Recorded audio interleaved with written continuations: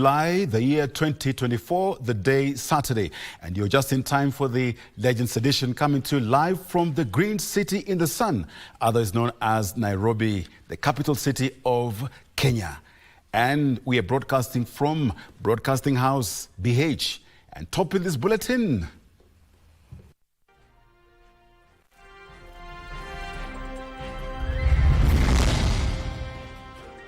the timing is off. UDA party directs Meru County Deputy Minority Leader Zipporah Kinya to withdraw impeachment motion against Governor Kawira Mwangaza. University fees row. Sigh of relief as Ministry of Education nullifies fee structure that required students to pay the full cost of the program. So we want to ask the Gen Z, you have spoken, we have heard you. Please don't allow your protest to be hijacked. And we have heard you. Deputy President Rigathi Gachagua tells youth, urges them to call off the protests.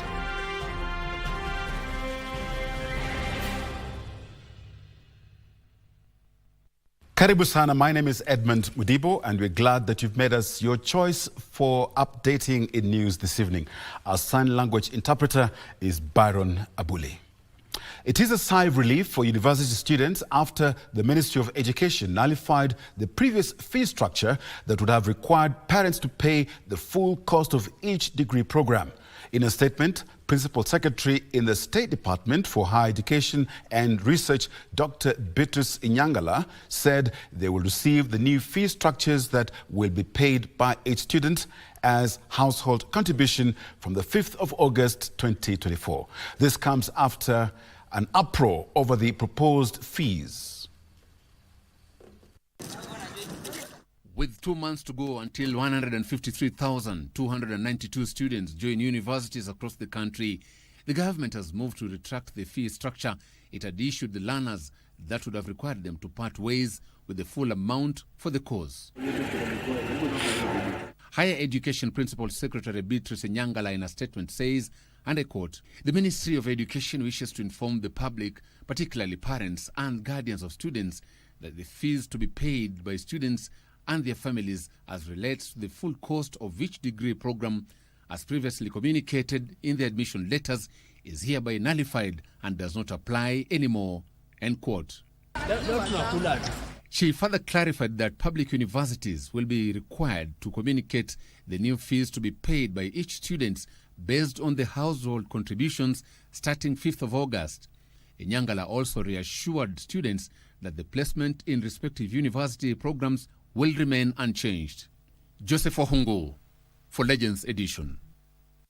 Deputy President Rigathi Gachagua has assured youth in Kenya that the government has taken note of its and it is ready to implement their demands. Speaking in Mwea in Kirinyaga County, the DP at the same time urged the young Kenyans to call off their weekly protests and give the president time to address the emerging demands.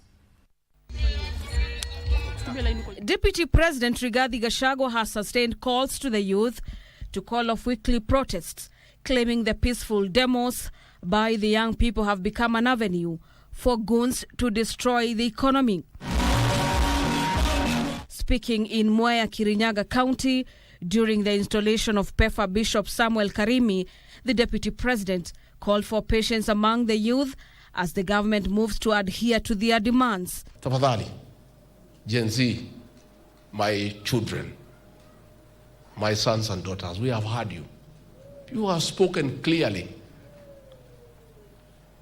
What you have said needs no full stop or comma. It's clear. Lakini sasa mukitoka, wakora wana hijack mambo yenu. Wezi wanaanza kuiba mali ya watu, si ndio? So we want to ask the Gen Z, you have spoken, we have heard you. Please don't allow your protest to be hijacked by criminals, people with the criminal intent to steal property, to destroy property. At the same time, the DP said the government is committed to delivering its plan, especially the transformation of the education and the agricultural sector, as well as the revival of all sectors of the economy. The President and I are clear ya kwamba hii vita dhidi ya pombe haramu na dawa za kulevya lazima iendelee, ndio tuchunge watoto wetu na tuwatayarishe kesho yao. He also called for continued efforts in the fight against illicit brew and drug abuse in the society. The war on illicit alcohol that the President asked me to lead is on. And every county commissioner and his security team, if you don't do what is supposed to be done, we'll hold you accountable. Na mtu akikwambia ati hii vita imesimama na simu, umwambie hapana, andika barua. Mambo ya orders from above iliisha. These as leaders accompanying the DP called upon the National Assembly to uphold public interest while vetting nominees to the cabinet. Wakipitisha yeyote yule waziri, wasikize raia kwanza. Si mambo ndio hayo? Raia wakisema hivi, musitake tuende maneno ya reject finance bill. Musiseme tuseme reject sijui what. Wakisema reject hiyo muna reject. Si ndio? Wakisema waziri huyo reject, we una reject na tunasonga mbele. Wakenya ni 50 million, huyo akirejectiwa tunaleta mwingine. The deputy president further urged the county commissioners and police bosses to ignore politicians hindering the war on illicit brew, saying the menace must be stopped. For Legends Edition, I'm Gladys Mongai. Meanwhile, the nomination of 11 members to the cabinet by President William Ruto has attracted a barrage of mixed feelings amid calls for the National Assembly to conduct due diligence during the vetting exercise. At the same time, a section of religious leaders and university students have backed the new lineup, urging for patience to allow the president address the grievances raised by the youth. Having partially named members of his reconstituted cabinet, President William Ruto is expected to transmit the names of the 11 nominees to the National Assembly for vetting and approval. And with the National Assembly expected to resume its sittings next week after a short recess, the Appointments Committee of the House is under pressure to do due diligence on all nominees. Westland's MP Tim Wanyonyi has called for a thorough vetting exercise. It is something that should not just be left to Parliament.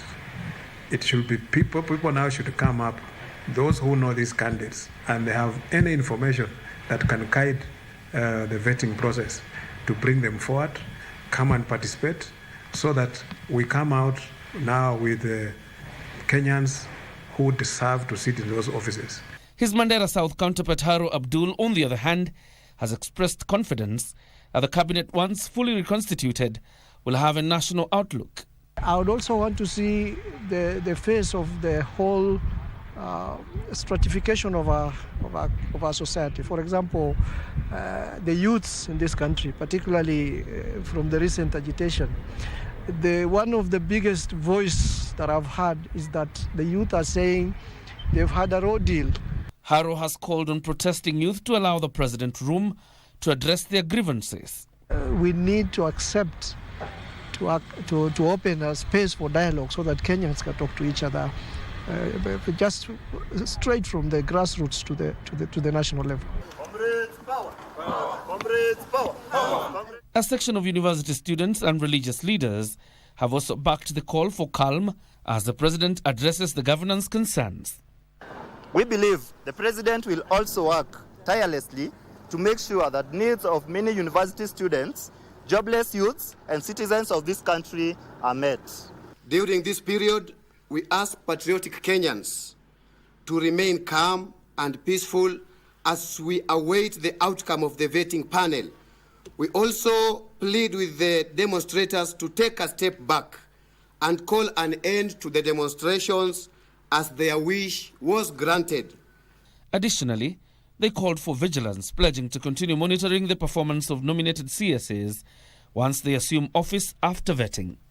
We believe in accountability, transparency, and the importance of competent leadership in driving our country forward. We religious, we people of peace, and we don't want it to antagonize our country. There is a process.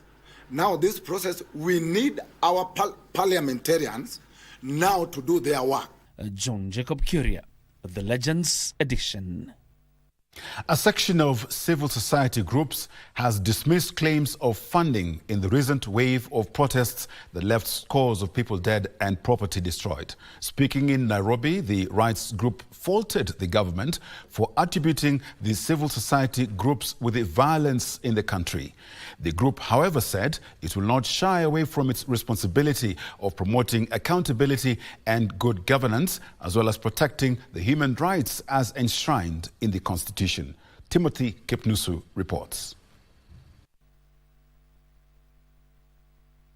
On Friday, Kenya's government, through the Minister of Foreign Affairs, officially wrote to the Ford Foundation, a US-based organization demanding answers on how close to 900 million shillings in donation to 16 non-governmental organizations have been utilized in Kenya. The dispatch attributed to the funding to the recent spate of deadly protests by the youth in Kenya. A section of the civil society organizations have come out to deny the accusations. We categorically repudiate these unfounded accusations and ask the government to remain true to the Constitution and protect independent civil society organizations. Vijana wetu ni wazalendo na wanaona kwamba nchi yetu haiendi vizuri. Kusema mawazo yao yamedhaminiwa na mtu yoyote, hata sisi wenyewe tunajidharau, na ni muhimu sana tuwaheshimu. Speaking in Nairobi, the rights group said they will continue safeguarding democratic values and principles and not fueling any kind of violence in the country. We have been instrumental in Kenya's development and play a pivotal role in protecting human rights, upholding the rule of law, promoting good governance, and fostering social and economic progress. We stand in solidarity with civil society organizations and Kenyans that continue to champion these values, and we urge the government to recognize and respect their indispensable role in our nation's progress. The group further condemned the intimidation, harassment, and issuing of threats to civil society organizations by authorities, urging the government to protect their civic space. In recent weeks, prominent human rights organizations in the country have been subjected to an increase in acts of intimidation, harassment, and threats by the authorities, as well as threats against partners that fund their human rights work. These attacks and threats have also been unleashed upon the media and individual journalists. Our young people have opened it up, and we are ready to support that call. We cannot afford to lose this moment. So out of our comfort zones, we all have to come out and embrace accountability and change. We can't do things how we used to do them before. Meanwhile, the Coast Civil Society Network for Human Rights wants the National Police Service to prioritize nominating and appointing top police leadership to persons of high integrity and outstanding performance. We also ask the National Police Service Commission to prioritize nominating and appointing pro-reform individuals with outstanding performance to top police leadership, and also to fast-track the implementation on the Maraga Task Force recommendations. How on earth you are opening live ammunition to kill as you're in a war zone and innocent people? Hii mambo lazima, sheria lazima ifuatwe, na kama sheria haifuatwi, vifo vitaendelea. Timothy Kipnusu for Legends Edition. United Democratic Alliance UDA party has ordered Meru County Deputy Minority Leader and nominated MCA Zipporah Kinya to withdraw the impeachment motion against Governor Kawira Mwangaza. In a letter signed by the Secretary General Cleopas Malala, the party says the timing was off owing to the current socio-political climate that required the party to demonstrate unity and strategic foresight. Additionally, Malala ordered Kinya to report to the party headquarters on Monday. This comes barely 72 hours after an impeachment motion against the governor was tabled in the floor of the House. On Wednesday, the 17th of July 2024, Zipporah Kinya, a nominated MCA and Deputy Majority Leader in Meru County Assembly, tabled a motion to impeach Governor Kawira Mwangaza. Mwangaza is accused of misappropriation of funds and misuse of public office. Irregular payment of emergency call allowances to 161 doctors and medical officers using the wrong rates, leading to excessive payment of 74,340,000 contrary to sections 45(2) and 46 of the Anti-Corruption and Economic Crimes Act, section 11 and 15 of the Public Officers Ethics Act, and section 12 of the Leadership and Integrity Act. And barely 3 days after the motion was tabled, the United Democratic Alliance Party has written to the mover of the motion, Zipporah Kinya, seeking the withdrawal of the motion. In the letter copied to the County Assembly Speaker, Majority Leader and Chief Whip, Zipporah Kinya has been directed to withdraw the motion in the interest of the party's cohesion and stability owing to the current political climate. Kinya has further been summoned to the party headquarters on Monday, the 22nd of July 2024, to discuss the matter. Further, the party leadership is set to hold a meeting on Thursday, the 25th of July 2024. This is the third year in a row that Governor Mwangaza has faced impeachment attempts. She was served by the Senate in 2022 and 2023. Nancy Okware, Legends Edition. 5 people, among them a police officer, have been arrested and detained in Kitui for allegedly impersonating Ethics and Anti-Corruption Commission detectives. The 4 men and 1 woman were nabbed as they attempted to extort money from a senior county government official. This comes as Ethics and Anti-Corruption Commission officers in Kericho County pounced on the land county boss, Ismail Kipngeno Koskei, after he allegedly demanded a 200,000 shillings bribe to facilitate a land transaction. In a bold and deceptive operation, a group of imposters posed as officers from the Ethics and Anti-Corruption Commission in a well-choreographed plan to fleece the public. Their bag of tricks will end unceremoniously as they were nabbed with their hands in the cooking jar attempting to con the Director of Revenue Collection at Kitui County Government. Under the guise of cracking down on corrupt county officials, the suspects, in the company of a police officer, apprehended the director and escorted her to her residence, claiming she had concealed millions in illicit funds. However, it was not their lucky day, as the director sensed something was amiss and promptly alerted the police. The swift response led to the arrest of the 5 imposters, who are now detained at Kitui Central Police Station, awaiting further investigation and processing. We sent our officers from Kitui Police Station, and when they met the purported officers, they were somehow suspicious. They brought them to the station, and we were able to establish that the badges all of them had were reading Chief Executive Officers of the Ethics and Anti-Corruption Commission. And in a separate incident, the land survey boss of Kericho County, Ismail Kipngeno Koskei, was apprehended by EACC detectives in his office. Koskei was caught in the act receiving 100,000 shillings bribe from a man who had sought services for a land transaction. According to EACC reports, the complainant's plot, registered in the name of his late mother, had been erroneously amalgamated with the Brook Market Council of Kipsigis. Although the land survey office had separated the plot, Koskei demanded 200,000 shillings bribe as a precondition for releasing the new title. Koskei is currently cooling his heels behind bars at the EACC South Rift Regional Offices in Nakuru, pending further legal proceedings. Ben Chumba, Legends Edition. Experts in the building and construction industry are calling for an end to the demolition of old buildings to pave way for the construction of modern structures, terming it a potential health hazard. Speaking in Nairobi, the experts, led by civil engineer Esther Segero, warned that chemicals from demolished buildings known as particulate matter may cause life-threatening respiratory infections. Our reporter Opicho Chimtai with the details. The Kenya Green Building Society, under the umbrella of NBST Africa, is rehabilitating urban areas by decarbonizing Africa's built environment responsibly and inclusively through the innovative strategies. At Ngara in Nairobi County, We meet construction engineers who are busy showcasing their work to the enthusiastic residents. Today we're here to see a building, an existing building that has been retrofitted to be more sustainable, meaning it's more energy efficient, more water efficient, and uses less material. For a minute, you'll think the building is newly constructed, though not yet complete.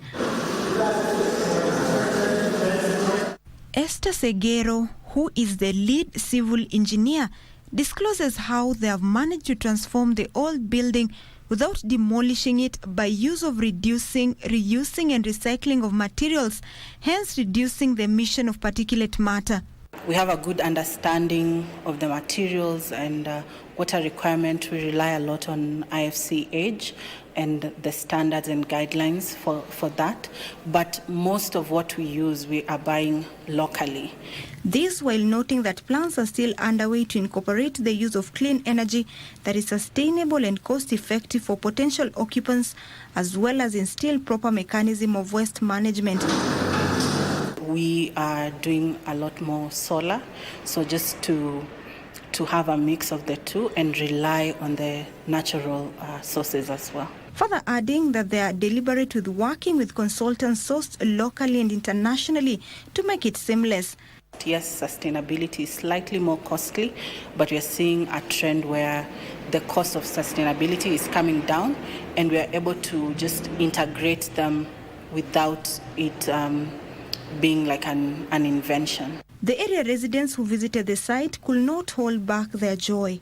From my perspective, we have been explained to the different ways how they have regenerated the buildings, the old buildings, using sustainable means.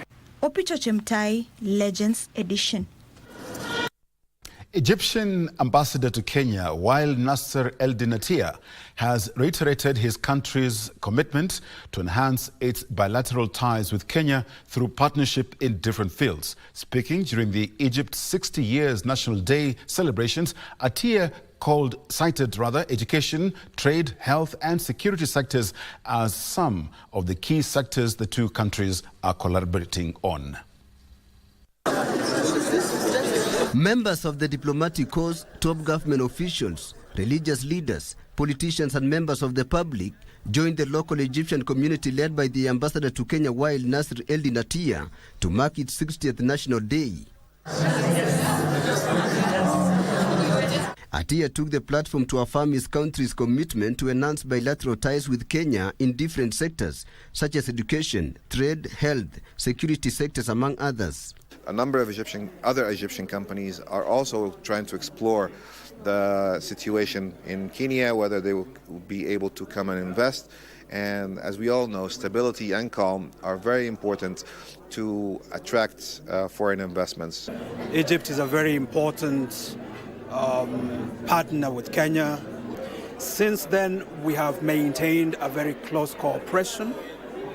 We have a deep and enduring partnership with Egypt that spans many sectors. We take our tea to Egypt, we take our coffee to Egypt, we take our macadamia to Egypt. The envoy further said his country will continue to redouble its efforts to build upon the long-standing warm and cordial bilateral relations underpinned by historical ties over the years.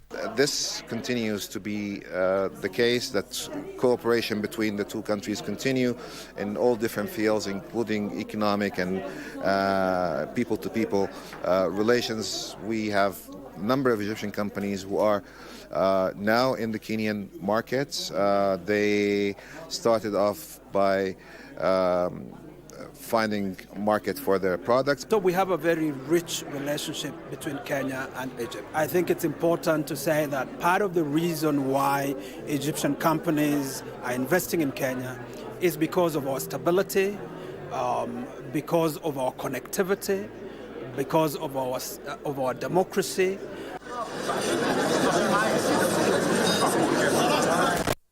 Just about 2 minutes past the hour, and it's time for our very first break. We urge that you stay with us because there's plenty more on the other side.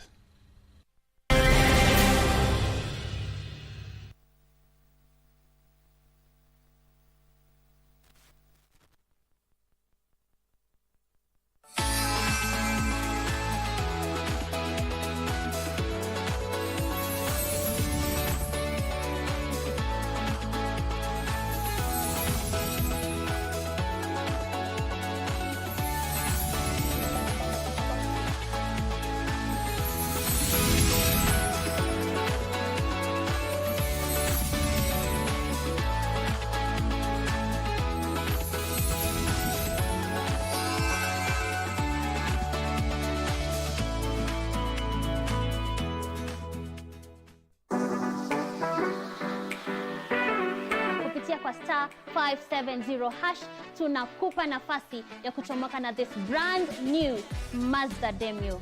Enjoy a beautiful, clean, semi-leather interior, low mileage, touchscreen and a reverse cam, fuel-efficient 1300cc engine, great for personal use and business. Ukitaka kujishindia gari hili, kucheza ni rahisi sana. Chukua simu yako, bonyeza *570#, chagua option number 4, kisha unajiunga na draw. Kumbuka kucheza mara kadhaa, because the more you play, the higher chances of wewe kuwa mshindi.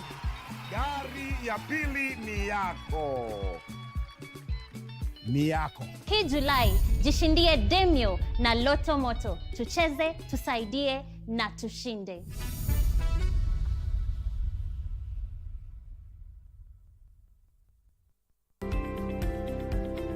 Join me on a journey as we unlock the secrets of a healthier and vibrant you. We'll also share real-life stories of courage and resilience. Plus, we provide practical health tips for living a healthy lifestyle, no matter what challenges you may face.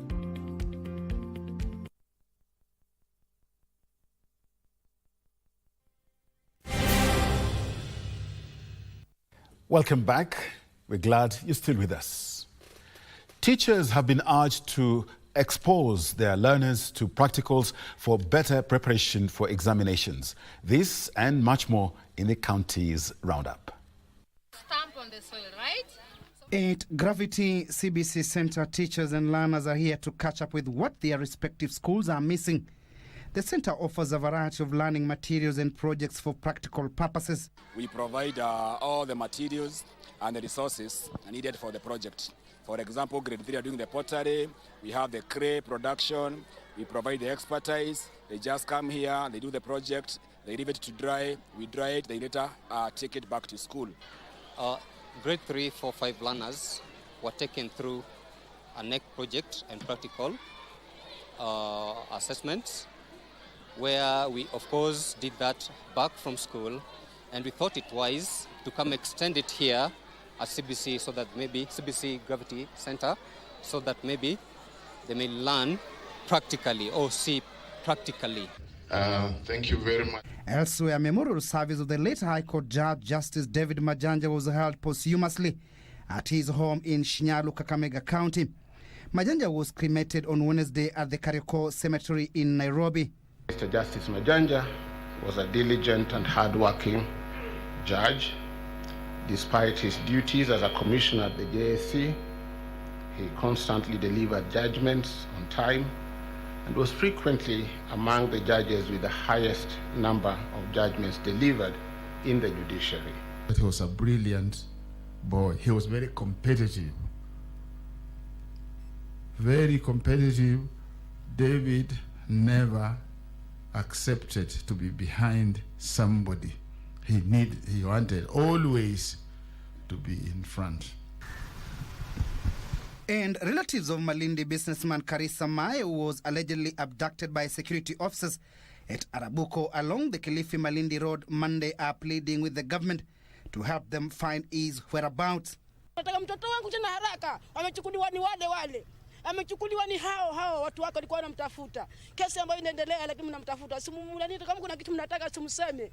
Mimi nalia, nataka mtoto wangu Mae atoke kama leo, amtoe. Ni huzuni kwa familia, kwa sababu Mae yuko na watoto, ana familia na inamtegemea. Hivi tunavyosema, kuna watoto wanatakana kwenda shule, wanatakana ma school fees. Sisi hatuna uwezo wa kusaidia hiyo familia. Kwa hivyo ni kama ametuacha, tuko na huzuni kwa moyo zetu. Meanwhile, over 2,400 patients suffering from eye diseases in Laikipia and its surroundings have received free specialized treatment courtesy of Loresho Eye Hospital. Out of the number, 400 have undergone surgeries, most of them being the elderly from Laikipia, Meru, Samburu, Nyeri and Isiolo.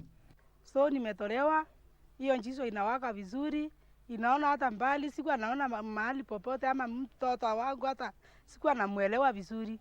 So naona nilitengenezwa njana, na leo niko mzuri, naenda nyumbani nikiwa sawa. My appeal to them is that please let us help our people to see, because like you have heard from what they've said, They come here without being able to see, and they leave, being able to see miles and miles away. And the Kenya Association of Technical Training Institutions has kicked off the implementation of prior learning. KATI National Secretary Shadrack Tonui said as TVET celebrates 100 years of existence in the country, they have established that there is a higher employment rate for TVET students compared to universities according to statistics. When we look at the employability rate of the graduates coming from the TVET sector as compared to those who are coming from the university, those who graduate from the TVET space actually have the 78 to 80% percentage of actually being employed or also getting self-employment as compared to those who complete from those who are completing the university direct. They have employability rates of around 40%. Finally, several hotels were awarded at this year's national tourism competitions that aims in improving the services in the hospitality industry. Speaking during the awarding ceremony, Utalii College Chairman David Wamatsi, meanwhile, called on the youth to consider a career in the hospitality industry, which he said has more job openings. Wale wako nyuma wanasoma, nataka kuwahimiza kwamba event kama hii inasaidia wale wako kwa industry up skills yao, pia kuwa na uhusiano mwema na wengine.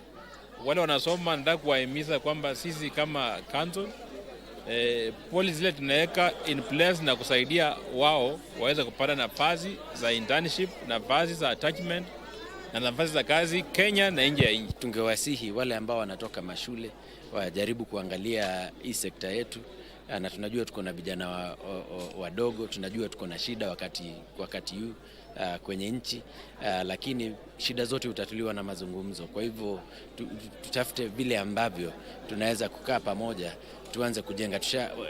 Vijana washasikika. Kwa hivyo sasa kilichobaki ni nini tutafanya sasa pamoja ndio tuweze kujenga uchumi wetu.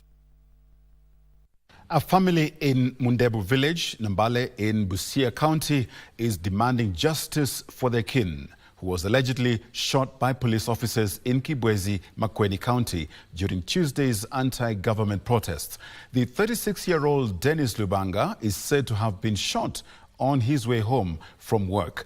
As John Kahiro reports, the family is also appealing for financial assistance for the interment of the deceased. Mudibo village, Nambale in Busia County. Grief engulfs the family of Dennis Lubanga, who yet to come to terms with the ultimate death of their kin. Lubanga, a father of 5, was allegedly shot by police officers during the latest protest on Tuesday this week in Kibwezi, Makueni County. Emily Lubanga, distraught and desperation written on her face, says the deceased was not part of the demos but was coming from work. She recounts the distressing call she received on Tuesday evening, informing her about the death of the son. Sasa niliporejea saa 11:30 nikapata mzee amesimama pale kwa Mnyembe na simu, anazungumza kwa simu, anaandika chini namba za simu. Sasa akaniambia tumepatwa na mziba, Dennis hayuko. Having lost the sole breadwinner, the family now stands at crossroads and is now appealing for financial help to cater for the interment of the deceased. Nahitaji msaada kutoka kwa serikali, wanisaidie sababu hata sijui vile atafika hapa kwao nyumbani hapa. Kuna watoto, huyo kijana mwenyewe amewacha watoto katika ile boma, ambao hata watoto pia wanataka usaidizi. Watoto wenyewe pia hali ya kibarua tu, unajua ukitoka nje kwenda kutafuta kazi, unatoka na unaacha jamii yako nyuma. Sasa kijana alikuwa ameenda kujitafutia, lakini katika hali hiyo amepoteza maisha yake. They at the same time call for immediate prosecution of those behind the shooting and death of Lubanga. Yule askari ambaye alishoot, askari alipomshoot na akatoroka na ile bunduki, hata ile sasa ambaye ilimshoot waliokota wakawa wako nayo mpaka saizi. John Kahiro, Legend Edition. An age-old adage acknowledges that necessity is the mother of invention, an adage that resonated with university students from a local university who have designed a solar-powered tuk-tuk in response to climate change concerns. In addition to the eco-friendly form of transport, the students also designed a face recognition system that collects biometric data that guards against identity theft and limits unauthorized access. Our reporter John Kahiro gives us details of the inventions that have raised eyebrows and made calls for innovative solutions to address the challenge, protect the environment while embracing technology. It was a display of innovation as students gathered to mark Innovation Week at one of the private universities in Nairobi. Among the projects on display was this solar-powered tuk-tuk. Solar panels are installed on the roof to harness solar energy, hence reducing reliance on conventional fuels and minimizing environmental impact. According to Professor Gitao Kamau, the solar-powered tuk-tuk is a masterstroke in improving urban transportation. It is good also even for readers, operators, because you don't have to worry about working with the oil and all those that stuff, because it's very, very clean. He says the innovation will also cut back on carbon emissions as the world shifts towards green transportation. The tuk-tuk is designed to travel for up to 60 kilometers on a single charge, which enhances its effectiveness. Charging time for you to be able to charge currently with the single battery is taking me 1.5 hours. Perhaps when you add the others, you can give yourself about 4 hours or so to charge to full capacity. In yet another significant innovation, Francis Nganga installed an advanced face recognition system which aims at replacing manual identification methods with a more efficient and secure solution. I have a system. My system I've developed is a face recognition system where it can be deployed in a school setup. The students are able to scan their faces as they enter the gate. What we want to do away with is the manual ID cards. The system enjoys a high-precision algorithm to accurately identify individuals and reduce errors associated with manual checks. So the system can also be deployed in classes to mark attendance, and that is now the beauty part of it, and it's a machine learning based system. The electrical and electronic engineering student says the system has a rapid processing capability to handle large volumes of students, enhancing convenience with improved security through biometric data, safeguarding against identity theft and unauthorized access. The students have called for support from the government to help bring the innovations to the market, which will create more jobs. John Kahiro, Legends Edition. Well, we're still glad, very glad that you're still with us, because there's plenty more on the other side, but we've got a man, Ako Sight, a.k.a. Topi Liambila himself. Topi, what can we expect in sports news? Thank you very much, Edmund, for that very nice intro. As usual, on Saturday, you know, it's a great bumper harvest from the world of sports. So today, again, we're not going to be a disappointment at all. There'll be plenty lined up, from rugby, you know, the Olympic watch, and many others that you know, obviously, you'd like. So welcome. I'm Topi Liambila. And now, the end. But first of all, it's a break, and when you come back, I'll be ready to give you all that we got.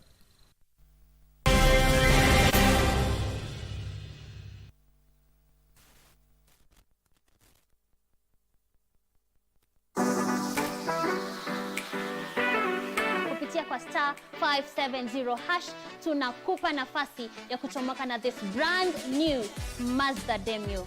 Enjoy a beautiful, clean, semi-leather interior, low mileage, touchscreen and a reverse cam, fuel-efficient 1300cc engine, great for personal use and business. Ukitaka kujishindia gari hili, kucheza ni rahisi sana. Chukua simu yako, bonyeza star 570 hash, chagua option number 4, kisha unajiunga na draw. Kumbuka kucheza mara kadhaa, because the more you play, the higher chances of wewe kuwa mshindi. Gari ya pili ni yako. Ni yako. Hii Julai, jishindie Demio na Loto Moto. Tucheze, tusaidie na tushinde.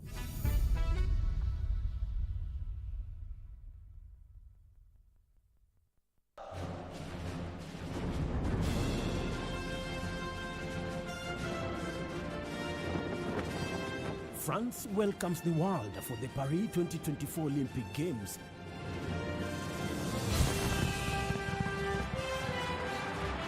In this edition, heroic Team Kenya is pushing boundaries as well.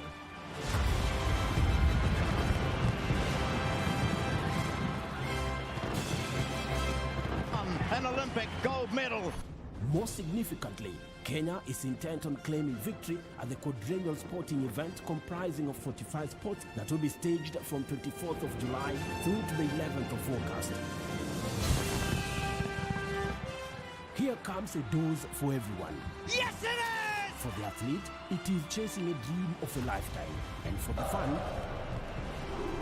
witness history in the making, live and exclusive on KBC Channel 1, your true sports partner.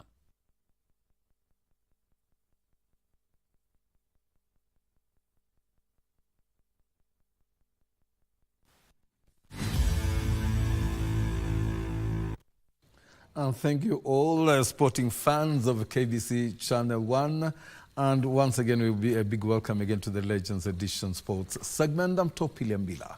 Now, we started with rugby, where the national rugby team, Simbas, has qualified for the semi-finals of the 2024 Rugby Africa Cup after beating Senegal 36-17 in their quarter-final match played at the Nelson Mandela Stadium in Nambole, Uganda.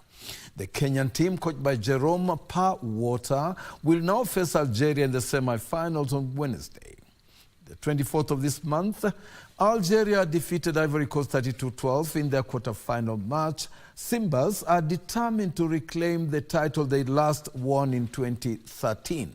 They were also the losing finalists to Namibia in 2022, granting the Southern African nation a ticket to the 2023 Rugby World Cup. In another match, Namibia thrashed Burkina Faso 38-5. 8 nations are taking part in the tournament that began from the quarter-final stage, namely defending champions Namibia, former champions Kenya, Uganda, Algeria, Ivory Coast, Senegal, Zimbabwe and Burkina Faso. The finals will be played on the 28th of this month at the Nambole Stadium in Uganda. This year's Rugby Africa Cup will also serve as one of the qualifiers for the 2027 Rugby World Cup.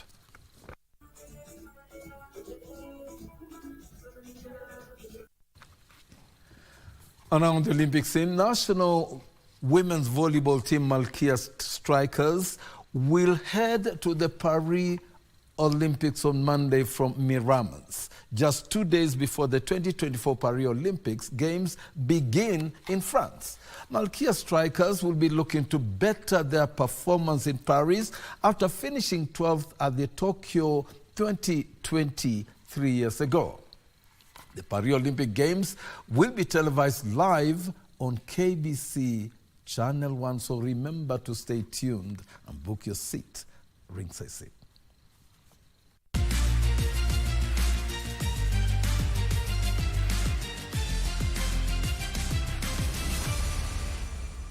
Malkia Strikers coach Japheth Munala is confident her girls can perform after their rigorous pre-Olympic training, where they played 2 friendly matches and won both. What I can say, we already covered everything, but what was giving us challenges about who to start the match, but now we have gotten who to start the match and now we're ready to go.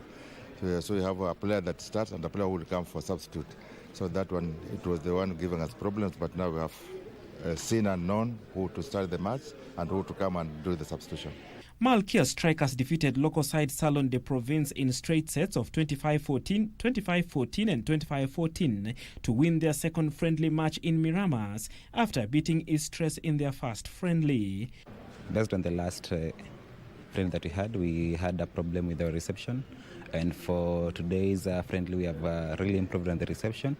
So we really need to work on now perfecting it so that we can be able to be now more perfect and more accurate compared to the way we are today. Malkia will be the second team to depart from Miramas to the Olympics village heading to Paris on Monday. The Kenyan ladies are Africa's sole representatives at the Paris 2024 Olympics and are pooled in Group B together with silver medalists Brazil, European powerhouse Poland and Asian giants Japan. They will begin their Olympic medal hunt against Brazil, ranked 3rd in the world, on the 29th of July before playing world number 7 Poland 2 days later and end the pool matches against world number 9 Japan on the 3rd of August. Malkia Strikers Kenyans finished 12th at Tokyo 2020 and will be hoping to better that performance in Paris. KBC Channel 1 will televise live the Paris Olympic Games, which officially begin on the 26th of this month.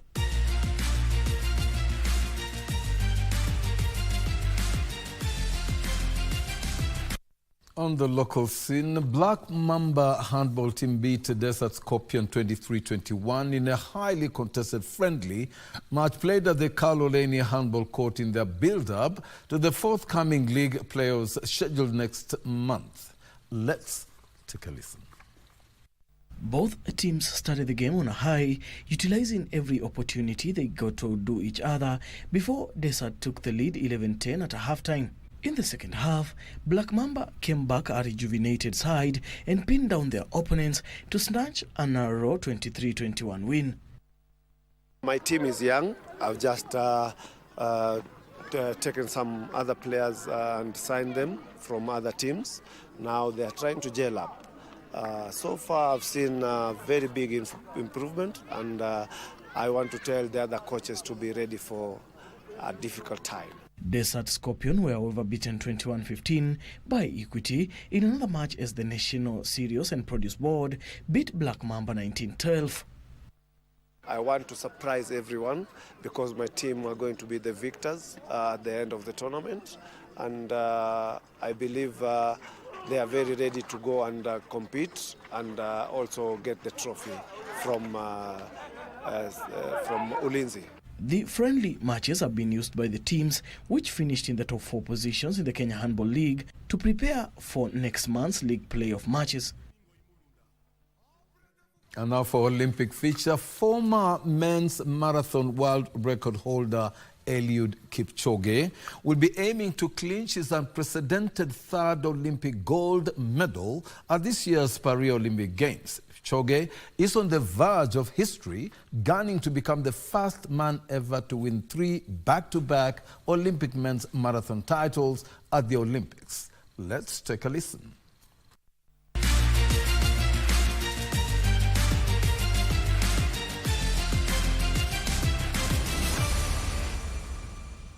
Wow.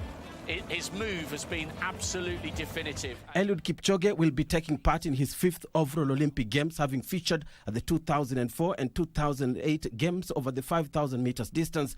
He did move up the ladder in subsequent editions, where he has proved to be a force to reckon with, flourishing over the long distance. He won his first Olympic gold medal in 2016 in Rio de Janeiro and retained it 4 years later in Tokyo. However, it's his 3rd title that he's going for in Paris that will etch his name in the annals of history as the first man to win 3 gold medals in a marathon at the Olympic Games. Humanly possible. And Kipchoge has changed our thoughts around that with the marathon. Kipchoge, who held the men's marathon record between 2018 to 2023 before being lowered by the late Kelvin Kiptum last year, will bank on his form to triumph in Paris. He will, however, not have it his own way, though. In his only marathon majors this year, Kipchoge was ranked 10th in Tokyo Marathon. The form notwithstanding, the 5-time Berlin Marathon winner will be going for his 3rd title, a result that, if achieved, is bound to establish him as one of the greatest long-distance runners of all time. The main man is about to step forward.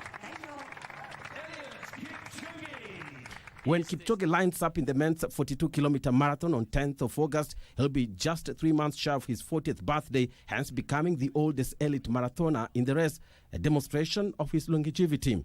And he's going to do it, effortlessly floating away from the rest of the field. We've never seen his like before. We'll never see his like again. Eliud Kipchoge, the icon, the champion, is the gold medalist once more. It was never in doubt. Kipchoge, who will be the fastest marathoner at the Paris Games, will partner with compatriots Benson Kipruto and London marathon champion Alexander Munyao. The Paris 2024 Olympic Marathon honors French Revolution and will follow a unique route, paying tribute to the rich history of France and Paris. What an achievement! Bernard Okumu, Legends Edition. Of everything he's done, of everywhere he's been, this will mean the most.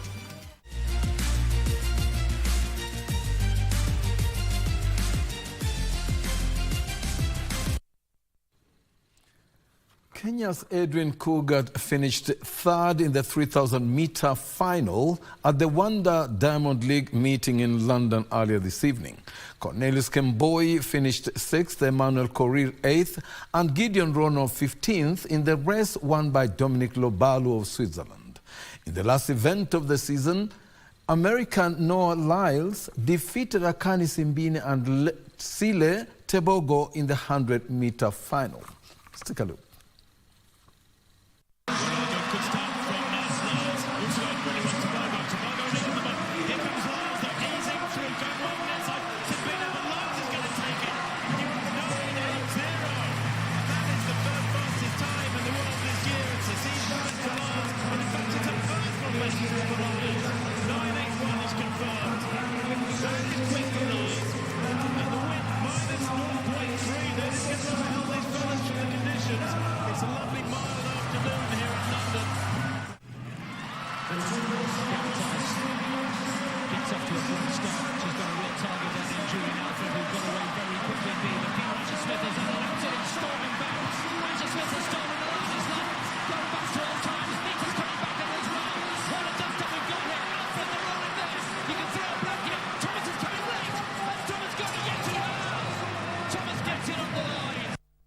I'm sure plenty of action will be coming up later this week when the Olympics begin in Paris, France. Now, Mount Sinai topped the medal table during the first edition of the M1 Ventures skating competition held at the Kasarani, which attracted 6 teams. Skating enthusiasts who graced the occasion also urged the government and sports stakeholders to forge collaborations aimed to promoting talent development from the grassroots level. Here is some of the action. I do like seeing young people come together and having fun. This is not only just about having fun, but also you find out these kids, they are also interacting.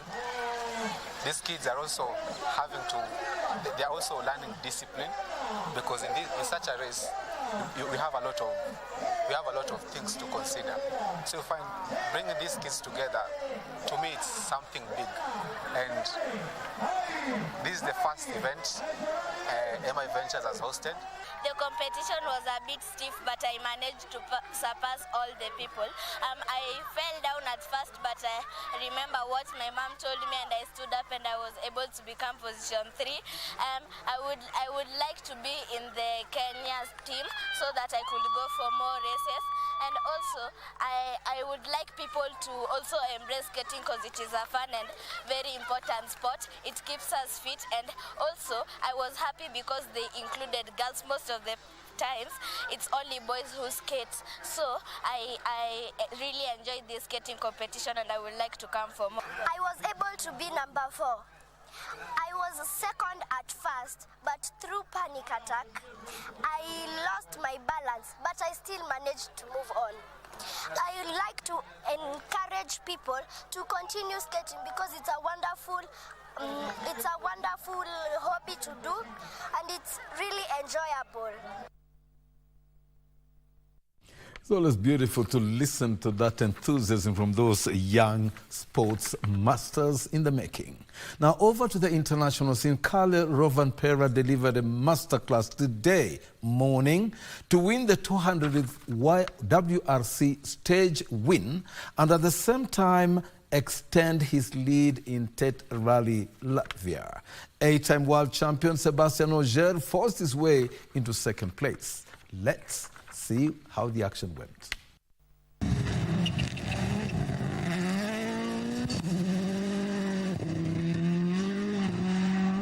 Two-time world champion Kale Rovanpera was untouchable at today morning's Tet Rally, Latvia, as the cars ventured onto stages east of the rally's Liepaja base. After winning 3 of the morning's 4 lightning-fast gravel tests, Rovanpera's lead grew from 15.7 to 34.8 seconds.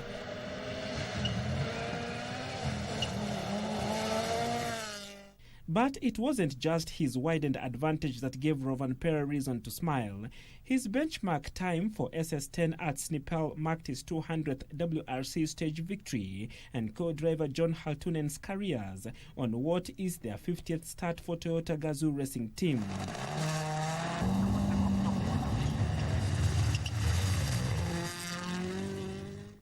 Second place went to 8-time world champion Sebastian Ogier, who, after battling with 24-year-old Martin Sheshk early in the day, passed the Latvian on SS11. Sheshk contesting only his second rally at the sport's top level, as well as driving a hybrid-powered M-Sport Ford Puma Rally 1 for the first time, ended the loop just 0.6 of a second behind Ogier in third.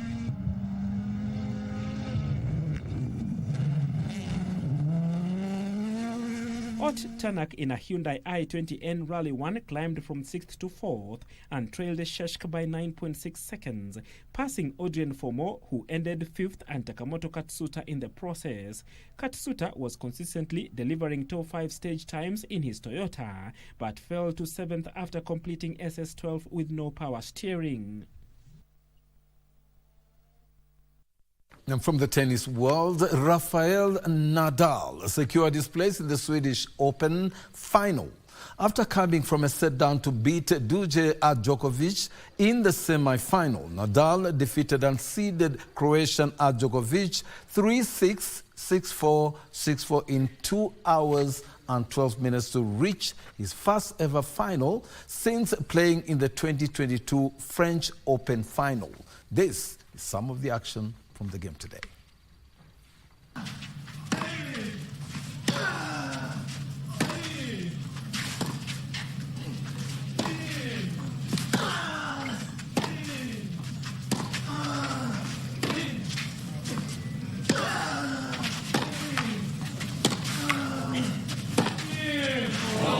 Oh, that's glorious.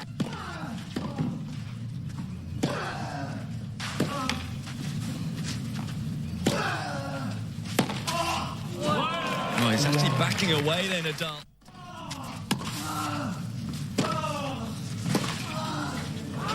Oh, that's glorious as well.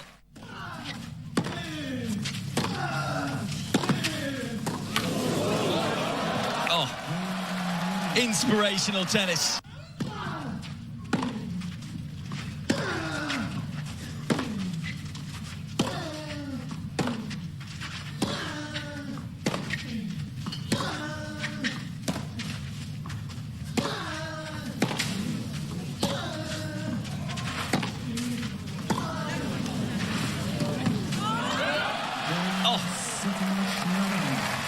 It's a case of deja vu for Rafa Nadal. Another comeback, another thrilling 3-set win. That is a wrap-up for the sports segment. This is Saturday evening. Hope that you stay tuned again next Saturday for another edition of the sports segment.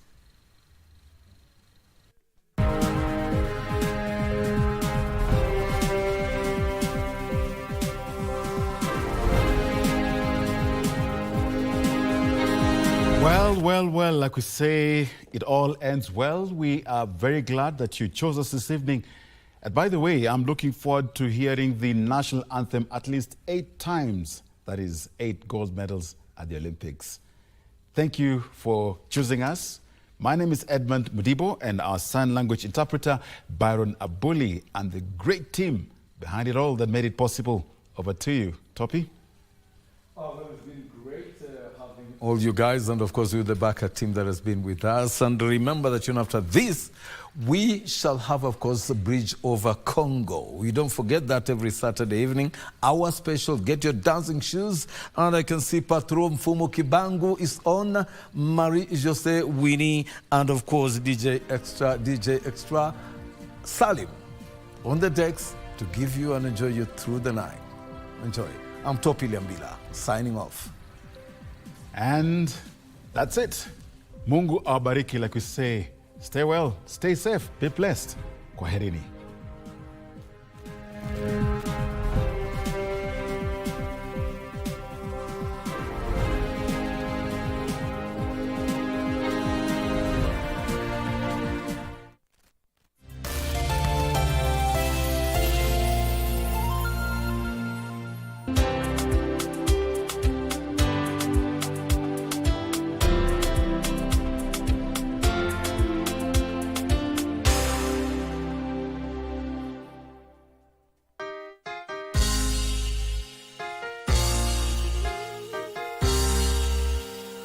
In the name of Jesus Christ. Mungu anatarajia ukanyange hatua mbele.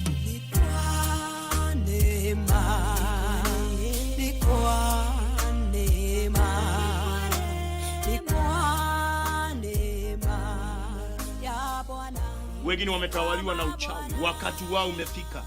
Wewe umenitazama siku ya leo. Neema na kibali cha Bwana kikawe juu ya maisha yako.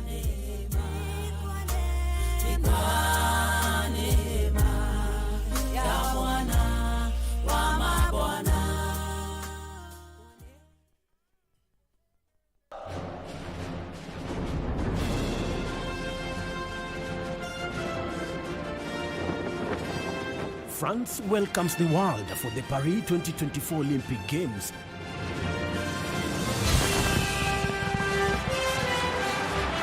In this edition, heroic Team Kenya is pushing boundaries as well.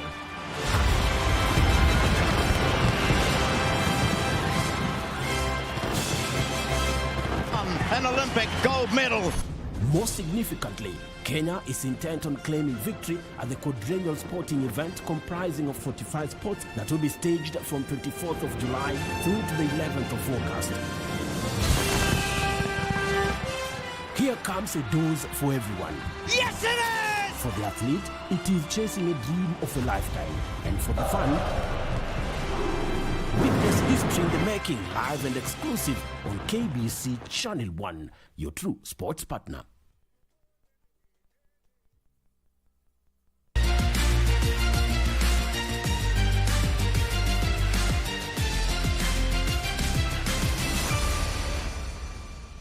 So I think the other Olympics were not very successful for us. Having an opportunity to make correct or wrong. So we've got that opportunity with a very young side, a side that is very hungry, a side that have shown that they can go all out and win a tournament. So for us, it's just to keep on pushing them, bridge all the bridges that we never had somebody to help us. So we'll be trying to help these boys and just show them and to tell them what to expect from an Olympics. They have put on the work, and I believe they have worked very hard, and they are capable of going out and presenting as well. This is a very young, hungry side, a side that has come out. They've expressed themselves.